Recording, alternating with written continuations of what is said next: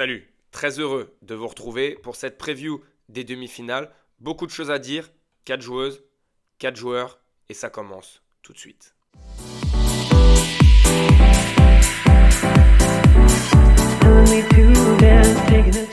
Et évidemment, les tableaux se dégagent. On a une ultra favorite du côté des dames, on a un ultra favori du côté des hommes. On va commencer chez les dames avec Aryna Sabalenka. Est-ce que le titre peut vraiment lui échapper? On va en parler. Tout de suite, on va mettre les pieds dans le plat. Je ne pense pas. Vraiment, elle a un niveau de jeu tellement impressionnant. On va un petit peu voir son parcours. Elle a eu des adversaires vraiment déjà très faibles par rapport à elle, où ça a déroulé. Elle a perdu un petit set ici dans le tournoi, mais on voit que tout de suite derrière, elle a corrigé le tir. Elle a infligé une sanction à la chinoise Zheng.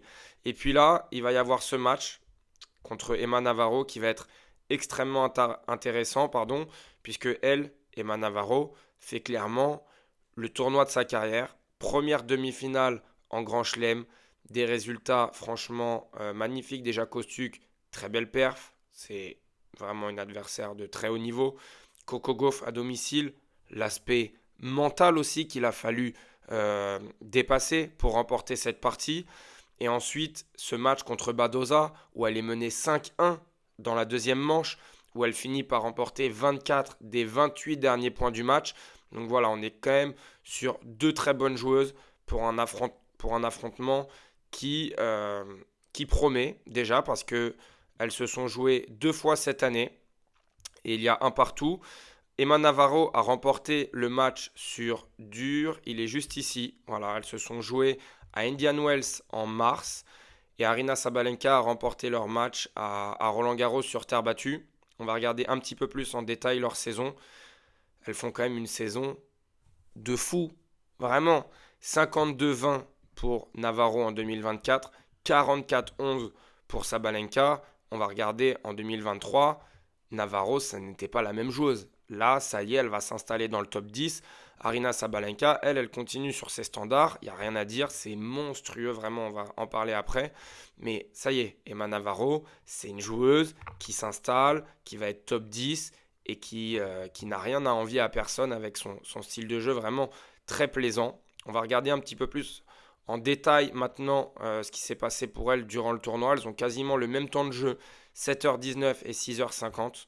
Le dernier match a été assez rapide, un peu plus d'une heure. Voilà, donc on est sur des stats assez similaires globalement, mais il y a une stat quand même qui est très marquante. Vraiment, c'est la stat au service. Emma Navarro, 3 petits aces seulement durant tout le tournoi, alors que Sabalenka, vraiment, c'est une arme incroyable, vraiment destructrice.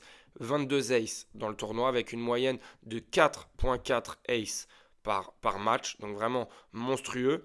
Et on est à 10 fautes des deux côtés, 10 doubles fautes, pardon. Sauf qu'en fait, pour Sabalenka, 10 doubles fautes, c'est OK quand tu prends autant d'avantages avec ton service.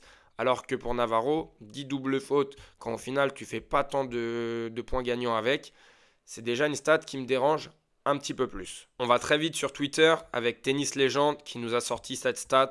Franchement, c'est assez fou. Sabalenka, en fait, voilà, à propos de sa vitesse moyenne en coup droit, c'est celle qui joue le plus vite. Elle joue plus vite que Carlos Alcaraz, plus vite que Yannick Sinner, plus vite que Novak Djokovic. Franchement, pour jouer plus vite que Sinner et Alcaraz, mais c'est que c'est monstrueux et on se rend pas compte vraiment. Et elle est toujours très drôle, très amusante. Aryna Sabalenka, elle dit: je me sens même mal à l'aise d'être en haut du classement et de frapper plus fort que les gars. C'est vraiment une stat intéressante. Mais en fait, il n'y a pas à être mal à l'aise ou à être gêné, Aryna. Parce qu'en fait, moi, je serais mal à l'aise si toutes les balles seraient en dehors du terrain. Là, je te dirais, bah, tu joues trop vite, en fait, c'est malaisant. Mais en fait, toi, c'est pas le cas. Elle joue très vite et dans le terrain. Donc en fait, il y a juste à applaudir et à dire bravo, parce que ce que tu fais, bah, c'est monstrueux. D'être capable de jouer aussi vite, plus vite que ces joueurs-là, bah, franchement, en fait, c'est monstrueux. Et pour revenir du coup à la preview et à la présentation de cette demi-finale face à Navarro, je ne vois pas comment Navarro peut réussir à contrôler la tornade, parce que ok, elle l'a battu à Indian Wells, Mais Aryna Sabalenka, là, on est dans une demi-finale de Grand Chelem. Il y a un autre contexte, il y a un événement qu'elle connaît. Vraiment, déjà l'année dernière, elle était extrêmement déçue de sa contre-performance à l'US Open. Cette année, ça ne va pas lui échapper. Je ne vois pas comment ça peut lui échapper. On rappelle qu'elle a remporté l'Open d'Australie en début d'année, donc sur dur, vraiment, c'est sa surface favorite. C'est là où elle déménage toutes les balles. Donc, ok, Emma Navarro, très en forme, très belle saison, très bon jeu de variation. Elle peut un petit peu casser le jeu avec les amortis, mais déjà les amortis, il faut être en capacité de pouvoir les faire sur la balle de Sabalenka. Ça va pas être chose facile. Donc pour moi, ce sera très clairement un 2-7-0 pour Sabalenka. Et en plus, on n'en a pas parlé, mais il y a aussi l'aspect psychologique où Emma Navarro, on a vu contre Coco Gauff qu'elle a été un petit peu rattrapée par l'événement. Et ça peut jouer plus tu avances dans le tournoi, plus l'expérience est vraiment importante dans ces moments-là. Donc voilà, je ne vois pas comment ça peut lui échapper. Et je vraiment va m'avancer sur un match, je pense, plutôt facile, du style 6-3, 6-2, globalement un score comme ça. Deuxième match du côté des dames avec encore une américaine, Jessica Pegula, qui ça y est, arrive enfin à se hisser en demi-finale d'un tournoi du Grand Chelem. Et franchement, très beau parcours parce que c'est jamais simple. On l'a dit pour les Américains ou les Américaines de jouer des compatriotes. Elle l'a fait 2 fois au premier tour.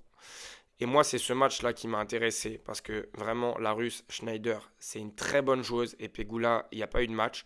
Et là, elle confirme en battant la numéro 1 mondiale, Iga Swiatek. Elle a été un petit peu rattrapée par l'émotion à la fin du match. Heureusement que Swiatek finit par faire une faute directe de revers parce que ça aurait pu peut-être s'inverser un petit peu. Et elle va jouer au prochain tour Karolina Muchova. Muchova, franchement, il faut en parler. Elle fait un tournoi de fou, voilà. Elle élimine Volinets qui fait une très bonne saison.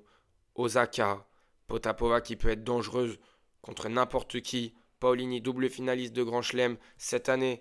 Haddad Maia, jamais simple à jouer. On sait que ça peut s'embarquer dans des grands marathons de plus de 3 heures. Et là, elle va jouer contre Pegula. Donc on va un petit peu comparer, mais déjà, juste pour revenir sur Pegula, Pegula, sur ses 24 derniers matchs, ses 20 victoires. Elle a remporté le WTA 1000 de Toronto. Elle a fait finale au WTA 1000 de Cincinnati. En juin, elle a aussi gagné le tournoi de Berlin sur gazon. Donc en fait, elle est sur une dynamique complètement monstrueuse. On va regarder un petit peu maintenant au niveau des stats. Elles ont passé le même temps sur le court à 7 minutes près, donc c'est assez intéressant. On est sur 2 bonnes serveuses, franchement, il y a des aces, donc c'est assez sympa. Par contre, on voit en fait que toutes les stats à partir du service sont meilleures pour Muchova et ça c'est très intéressant. On voit aussi que au niveau des winners, il y en a beaucoup. Il y a beaucoup de winners par match, donc c'est un match où les joueuses prennent des risques mesurés, puisqu'en général il y a quand même des bons ratios, mais on est quand même sur un match où Muchova a le jeu de variation, a la mobilité vraiment pour faire déjouer Pegula, qui est quand même une joueuse qui joue plus en rythme, qui est capable de mettre beaucoup de coups gagnants dans un match, mais aussi de faire beaucoup de fautes directes. Et je pense que les montées à la volée de Muchova, que ce soit en chip, que ce soit les services volés, que ce soit vraiment les prises de balles tôt, vont déranger l'américaine. C'est aussi quelque chose, Muchova, même si elle a été blessée pendant très longtemps, quelque chose qu'elle connaît. Les demi-finales de Grand Chelem, elle en a joué à Roland-Garros, elle en a joué à l'Open d'Australie, elle en a joué à l'US Open. Donc voilà, elle a de l'expérience. Maintenant, même si elle a une carrière où elle est arrivée sur le tard, sur le circuit, elle a de l'expérience. Pegula, elle n'a pas cette expérience de Grand Chelem. Elle joue en plus à domicile. Il y a une énorme pression de résultats quand on joue à domicile. Est-ce qu'elle va se satisfaire déjà d'une demi-finale? Évidemment que non, mais en tout cas, il y a toute cette gestion. Moi, je pense que ça va être très compliqué pour elle de gérer cet événement. Donc, je vois vraiment Muchova l'emporter en 2-7. Et on part du côté des hommes avec cette fois l'ultra favori. On a Sabalenka ultra favorite et on a Yannick Sinner ultra favori. Il l'a confirmé avec cette victoire face à Daniil Medvedev. Bah voilà, c'était un petit peu le match pour ensuite dérouler le tapis rouge, même s'il peut y avoir encore quelques surprises. Il l'a remporté. Daniil Medvedev s'est rebellé dans la deuxième manche, mais franchement Sinner était trop fort. Il faut parler de Yannick Sinner, de la gestion émotionnelle. Il y a eu un avant US Open avec toute cette histoire de dopage, pas dopage. En tout cas, il y a eu vraiment une histoire autour de lui médiatique qui, je pensais, l'aurait impacté pour ce tournoi de l'US Open. Force est de constater que pas du tout, mis à part le début du match contre McDonald's ici, où il perd le premier set, il se fait breaker d'entrée, on sent que l'entrée dans le tournoi, elle n'est pas facile. Donc à ce moment-là, moi, j'imagine vraiment un tournoi très compliqué. Et petit à petit, il met son jeu en place. C'est pas aussi parfait qu'en début de saison, mais c'est ça qui est encore plus fort, c'est que là, franchement, c'est clinique. Vraiment, c'est très propre. Il fait le job. Il est dans le terrain. C'est lui qui domine. C'est lui qui joue plus vite que ses adversaires. Sauf que Sabalenka, forcément, elle joue plus vite. Mais Sinner joue plus vite que ses adversaires. C'est assez impressionnant. Et de l'autre côté, on a la surprise, quand même. Surprise, hein, Jack Draper, qui fait un excellent tournoi. Faut pas oublier, il a profité ici de l'élimination de Carlos Alcaraz. Mais c'est les aléas d'un tournoi. Ça fait partie du jeu. Il faut profiter des tableaux ouverts. Le garçon n'a toujours pas perdu le moindre set dans ce tournoi. Alors on va se pencher plus en détail sur cette rencontre face à Sinner. Est-ce que une surprise est-elle possible? Eh bien déjà, psychologiquement, c'est lui qui mène dans les affrontements. Dans la tête, voilà, il mène 1-0. Il l'avait joué sur gazon. On va voir où c'était sur gazon. Ici, il l'avait joué au Queens.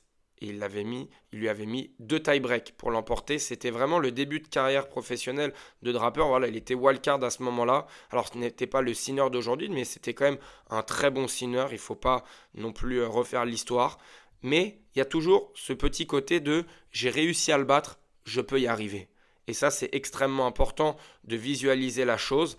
On va maintenant comparer les temps de jeu sur le tournoi. On voit que Draper, lui, il n'y a pas eu de fioriture. Il a passé seulement 9 heures sur le court, 2 heures de moins que Sinner.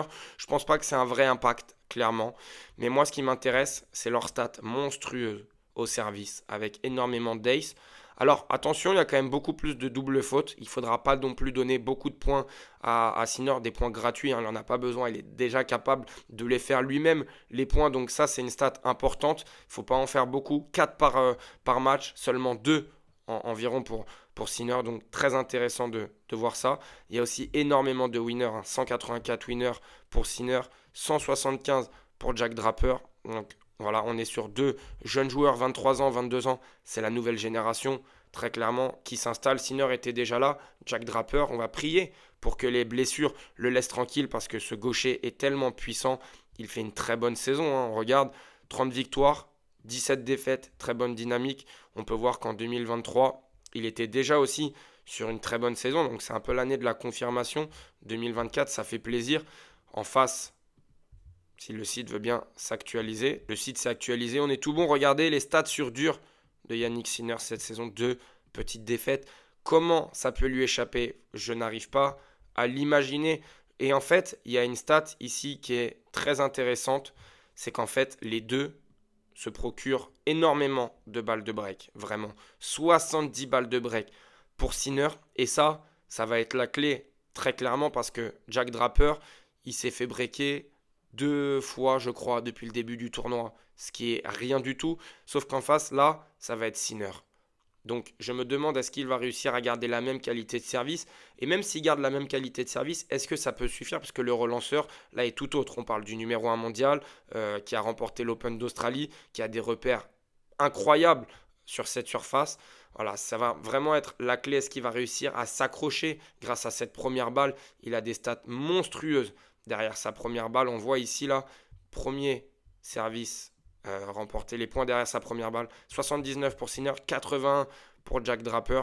Donc c'est vraiment la clé. Il faut qu'il s'appuie sur une première balle et sur un +1 de très très haut niveau. Malheureusement, je pense que déjà, rien qu'avec l'événement, contre n'importe quel autre joueur, le pourcentage aurait baissé. Mais là, sachant qu'on est en demi-finale de Grand Chelem contre Sinner, numéro 1 mondial ultra favori, forcément, il y aura un petit peu plus de déchets. Et je pense que là, Sinner est prêt à l'attraper à la gorge pour justement museler le Britannique. Je ne le vois même pas remporter un set. Je pense vraiment que Sinner va remporter ce match en 3 sets gagnants puisqu'il aura la dynamique service-retour à son avantage. Et on sait que quand tu as l'avantage service-retour, tu commences toujours un petit peu mieux les points et que sur la longueur, tu récoltes ce que tu sèmes. Dernière affiche de cette preview, Tyler Fritz face à Frances Tiafoe. Tyler Fritz, franchement, parcours de fou. Berrettini, euh, là il y a deux Argentins, on va pas trop en parler parce que c'est pas des spécialistes de dur, mais le Berrettini, Casper Ruud, Alexander Zverev, franchement le parcours est très solide. Et en face, on a Tiafoe qui fait peut-être le tournoi de sa vie, le tournoi de sa carrière, même s'il a déjà fait une demi-finale à l'US Open. Là, franchement, pour moi, il n'y a que des très belles victoires. Il n'y a que des très belles victoires. Celle-là, un peu dommage que ça se finisse comme ça contre Dimitrov. Mais bon, après, voilà, ça, il n'y peut rien. On va voir ce que ça donne entre les deux joueurs. Et là, on est sur un avantage clair et net pour Tyler Fritz. 6-1. Sur dur, ils se sont joués 6 fois. Il y a 5-1 pour Tyler Fritz. Donc là, vraiment, on est sur une différence énorme. On a un Tiafoe qui a joué 3 heures de plus par rapport à Tyler Fritz. Donc ça, c'est ultra important aussi. On a un Tiafoe, par contre, qui dans ce tournoi met beaucoup plus, enfin beaucoup plus quand même, mais plus de winners, pas beaucoup, mais plus de winners que Tyler Fritz, c'est important à noter. On a un Tyler Fritz qui est meilleur au service, qui met plus d'ace. Alors oui, il fait un peu plus de double faute, mais c'est normal, il prend plus de risques aussi, ça lui rapporte plus de points. Derrière sa première, c'est quand même 83%. 75 pour Tiafoe, c'est quand même beaucoup moins. 8% à ce moment-là, c'est quand même beaucoup moins. On voit que dans les seconds services, derrière la deuxième balle, Fritz est aussi en avantage dans ce tournoi par rapport à Tiafoe. Vraiment, moi, la stat qui me fait peur pour Tiafoe, c'est celle-là. 33 balles de break concédées. Voilà, c'est énorme. Franchement, on est sur une stat où il y a du danger en permanence sur ces jeux de service. Alors, il en sauve beaucoup, mais en fait, il en sauve beaucoup parce qu'il en concède beaucoup. Et là, on est dans un cercle, forcément, qui s'installe et qui est très compliqué. Attention, parce qu'en fait, si tu perds beaucoup de fois ton service, tu n'arriveras pas non plus à breaker beaucoup de fois Tyler Fritz. Tyler Fritz, sur ses engagements, il peut se faire breaker une fois de temps en temps. Mais voilà, grand maximum, Tyler Fritz, il va concéder son service 2, 3 fois dans la partie. Donc, il va pas falloir s'amuser à être friable sur ces jeux de service pour Tiafoe. Avec toutes ces données-là, 6-1 pour Tyler Fritz, je regarde évidemment ça, trop de balles de break concédées. Et je regarde ça, Tyler Fritz, voilà, qui commence mieux les points encore une fois. Très important, le service et le retour, c'est les deux axes principaux du tennis. C'est par ça que commence le point. Donc vraiment, celui qui sert mieux et celui qui relance mieux, déjà prend un avantage considérable, qu'on le veuille ou non, sur son adversaire. Et puis ensuite, il y a la gestion aussi de l'événement. Ça, pour le coup, je le donnerai un petit peu plus à Frances Tiafoe. Mais si on cumule tout, je vois vraiment un match remporté par Tyler Fritz. Voilà, je pense qu'il peut avoir un petit peu de mal à rentrer dans sa rencontre. Peut-être que Tiafoe va un peu mieux rentrer avec le public, avec le show. Et puis petit à petit, on va revenir à la normale. Et le tennis va s'installer, va prendre le dessus. Et Fritz va s'en sortir pour moi en 4-7. Ça y est, vous avez mes résultats des demi-finales de cette US Open. Encore une fois, grosse précision, vraiment, parce que j'ai reçu des messages. Je n'invite personne à suivre ce que je présente. Moi, je donne juste mon avis parce que je suis là sur la chaîne YouTube pour parler de tennis, parce que j'adore parler de tennis. Je partage ma passion avec vous, mais ce que je raconte, ça n'engage que moi. Vraiment, ne prenez vraiment pas ça pour acquis. C'est très important ce que je vous dis. S'il y en a qui décident de parier, parce que j'ai reçu des messages, faites attention.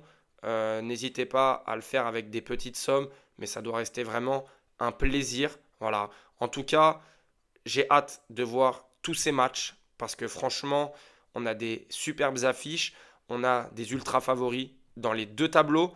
Est-ce que ces deux joueurs, et donc Sabalenka et Sinner, vont réussir à assumer leur statut jusqu'au bout? C'est la grosse question. En tout cas, vraiment, j'ai hâte. Nous, on se retrouve pour le débrief des demi-finales ou alors la preview des finales, on verra.